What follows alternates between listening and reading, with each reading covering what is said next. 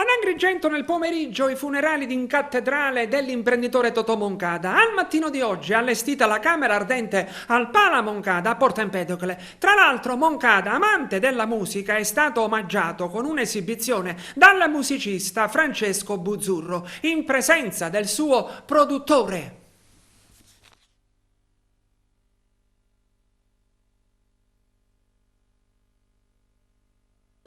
Di poter parlare e di omaggiare il mio grande amico.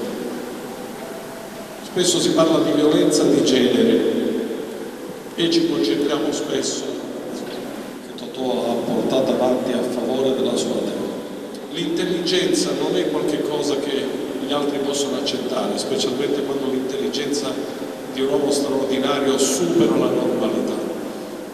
E l'intelligenza, Totò era un uomo buono anche per un valore semplice, era un uomo che amava la musica.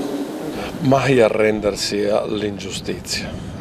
Dico che dobbiamo educare i nostri bambini a non accettare il bullo e la società deve aiutare il bullo ad evitare di continuare a fare ingiustizie.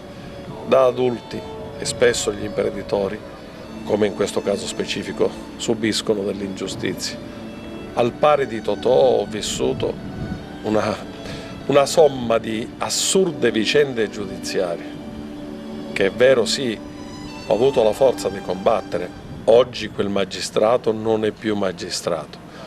Però mi chiedo, qual è il modo perché un imprenditore in questa terra martoriata possa fare attività legale, come sempre Totò ha fatto, fino a prova contraria? Totò è pulito in tutto. Oggi tutti ci hanno provato, ma ancora nessuno è riuscito a dimostrarne il contrario. Ma perché continuare a perseguitarlo? C'è una motivazione? Un imprenditore non siciliano avrebbe fatto le valigie, avrebbe scelto il Sudafrica, avrebbe scelto la Malesia. Lui ha scelto di continuare qui a vivere la sua vita.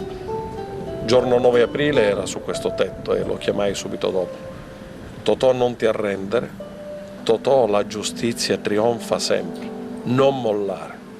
Totò ha mollato.